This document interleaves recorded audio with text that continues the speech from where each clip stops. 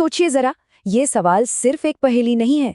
ये तो एक ऐसे इंसान की असाधारण कहानी का निचोड़ है जिसने अपने साथ हुए जुल्म को पूरे समाज के लिए एक क्रांति की ताकत में बदल दिया। ये समझने के लिए कि आखिर उन्होंने ये कैसे कर दिखाया, हम उनके जीवन को 5 बहुत जरूरी हिस्सों में देखेंगे। हम साथ मिलकर उस लड़के के सफर को जानेंगे जो दमन के साये में पला बढ़ा और फिर उसी ने एक नए आज़ाद भारत की नींव रखी। तो कहानी शुरू होती है 14 अप्रैल 1891 से, जब महार जाति में जन्मे एक बच्चे ने आंखें खोली। एक ऐसी जाति जिसे उस वक्त का समाज अछूत मानता था। डॉक्टर आम्बेडकर का बचपन हर दिन मिलने वाले अपमान से घिरा हुआ था। ज्ञान का मंदिर यानी क्लासरूम, पर वहां भी उन्हें हर पल ये एहसास दिलाया जाता था कि वो बराबर नहीं है। प्यास लगने पर भी वो खुद जाकर पानी नहीं पी सकते थे। उन्हें एक चपरासी की दया का इंतजार करना पड़ता जो दूर से ऊंचाई से उनके हाथों में पानी डालता था। और जिस दिन चपरासी नहीं आया उस दिन पानी भी नहीं। बस यही थी उनकी हकीकत। ऐसा हर दर्दनाक अनुभव उनके अंदर अन्याय के खिलाफ लड़ने के इरादे को और भी मजबूत कर रहा था। और उनके पिता थे जिन्होंने उन्हें इस सामाजिक दलदल से बाहर निकलने का सिर्फ एक ही रास्ता दिखाया, और वो रास्ता था शिक्षा का। और इसी रास्ते पे वो चल पड़े। बड़ौदा के एक प्रगतिशील महाराजा ने उनकी मदद की और फिर अंबेडकर की ज्ञान की प्यास उन्हें दुनिया के कोने कोने तक ले गई। न्यूयॉर्क और लंदन में पहले बार उन्हें अपनी जाति से नहीं बल्कि अपनी बुद्धि से पहचाना गया। वहां उन्होंने दिन में 18-18 घंटे पढ़ाई करके अपना सबसे बड़ा हथियार गढ़ा, और वो हथियार था ज्ञान। लेकिन जब वो इतनी डिग्रियां लेकर भारत लौटे तो बड़ौदा में सैन्य सचिव के तौर पर नौकरी मिली। पर यहाँ उन्हें एक बहुत ही कड़वी सच्चाई का सामना करना पड़ा। ये कितना अजीब था सोचिए, विदेश में एक सम्मानित विद्वान, लेकिन अपने ही देश में एक अछूत। कोई उन्हें किराए पर घर देने को तैयार नहीं था। ऑफिस में चपरासी उन पर फाइलें फेंक कर मारते थे ताकि उन्हें छूना न पड़े। और एक रात जब उन्हें सराय से भी निकाल दिया गया तो वो एक पार्क की बेंच पर बैठकर फूट फूट कर रोए थे।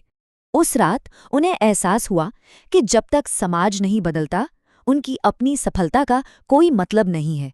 इसलिए अंबेडकर ने ये लड़ाई अब सड़कों पर जनता के बीच ले जाने का फैसला किया। उन्होंने आवाज उठाई मूक नायक के जरिए, जो शोषितों की आवाज बना। लेकिन वो जानते थे कि सिर्फ शब्द काफी नहीं होंगे। अब लिखने से आगे बढ़कर सीधी कार्रवाई करने का वक्त था, जो 1927 के महार सत्याग्रह के रूप में सामने आया। ये सिर्फ पानी पीने की एक घटना नहीं थी, ये तो मानवाधिकारों का एक सीधा ऐलान था। हजारों साल पुरानी उस परंपरा को एक सीधी चुनौती जो उन्हें इंसान मानने तक को तैयार नहीं थी। और इसी संघर्ष की आग से निकला उनका वो शक्तिशाली मंत्र जिसने लाखों लोगों को रास्ता दिखाया। शिक्षित बनो, संगठित रहो और संघर्ष करो। ये सिर्फ शब्द नहीं थे, ये आज़ादी का एक पूरा रोडमैप था। अब सामाजिक अधिकारों की ये लड़ाई देश की राजनीति के सबसे बड़े मंच पर पहुंच चुकी थी, जहां दांव पर अब पूरा देश लगा था। लंदन के गोलमेज सम्मेलनों में दलित वर्गों के हक को लेकर डॉक्टर आम्बेडकर और महात्मा गांधी आमने सामने थे। दोनों ही दिग्गज, लेकिन दोनों का रास्ता बिल्कुल अलग। एक तरफ राजनैतिक हक की लड़ाई थी तो दूसरी तरफ समाज सुधार की। और इसी टकराव का नतीजा था 1932 का पूना पैक्ट। गांधी जी के आमरण अनशन के आगे अंबेडकर को झुकना पड़ा।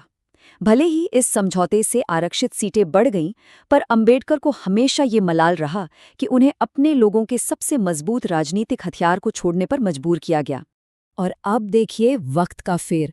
जिस इंसान को कभी क्लासरूम में बैठने से रोका गया था, आज उसी इंसान के हाथों में पूरे देश के लिए नियमों की किताब यानी भारत का संविधान लिखने की जिम्मेदारी थी। पर अंबेडकर जानते थे कि सिर्फ राजनीतिक समाधान काफी नहीं होंगे। सच्ची आज़ादी के लिए अतीत की सामाजिक और आध्यात्मिक बीड़ियों को तोड़ना भी उतना ही जरूरी था। और 1935 में उनकी ये घोषणा किसी धमाके से कम नहीं थी। ये उनके जीवन के आखिरी और शायद सबसे बड़े क्रांतिकारी कदम की नींव रख रही थी।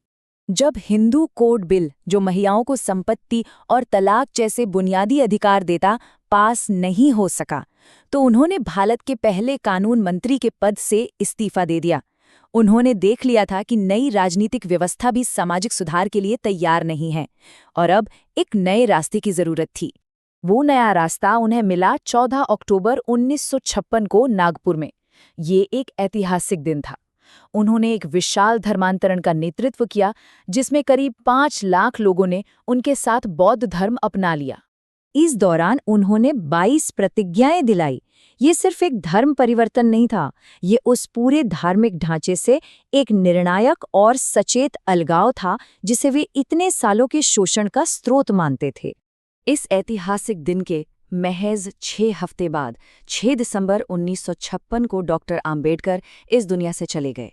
लेकिन जाने से पहले वो अपने लोगों को एक नई सुबह की राह दिखा चुके थे और पूरे देश के लिए एक ऐसी विरासत छोड़ गए जो आज भी भारत को आकार दे रही है। संविधान सभा में दी गई डॉक्टर अंबेडकर की ये अंतिम चेतावनी आज भी भारत के लिए सबसे जरूरी सवाल है। ये सवाल हमें और इस देश को अपने संविधान के सच्चे वादे को पूरा करने की याद दिलाता रहता है।